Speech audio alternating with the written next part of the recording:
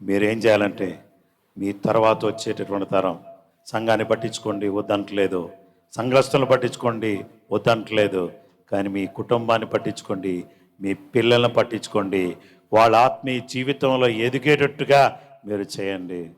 క్రీస్తాస్ గారు అన్నారు, నా 2 కుమారులు ప్రైవేట్ టవర్లో ఇక్కడ పరిచర్య చేస్తున్నారు అయ్యా, చిన్నవాడు బైబిల్ ట్రైనింగ్లో ఉన్నాడు బెంగళూరులో అని అన్నారు. అయితే మీరేం చేశారు తెలుసా? మీ జీవితం ధన్యమైపోయింది. ఇక్కడ 500 మంది రాకపోవచ్చు, 1000 మంది లేకపోవచ్చు ఇక్కడ, కానీ మీ 3 పిల్లలు నాకు చూసే కుమారులు, వాళ్ళని మీరు యేసయ్య కోసం తయారు చేశారు చూసారా, అది మీ సక్సెస్ చూపిస్తోంది. మిమ్మల్ని మీరు 100% నాకు నచ్చారు. నిజంగా నా హృదయపూర్వకంగా చెప్తున్నాను, ఈ సభాముఖంగా మిమ్మల్ని అభినందిస్తున్నాను. ఏముంది, సంఘం లేదు, ప్రార్థన అయితే చేస్తున్నాం, ఏమవుద్దో అని అంటే దేవుడు ఏం చేయబోతున్నాడంటే, you are a blessing to the countries, nations, దేశాలకు మీరు ఆశీర్వాదకరంగా ఉన్నారు.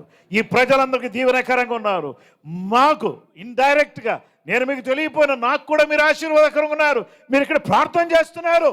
కాబట్టి నేనేమంటున్నానంటే, we must be a blessing to the generations after generations. We need to raise the generations for Jesus Christ. యేసు కొరకు మనం తరాలు లేపాలి. Praise the Lord. Hallelujah.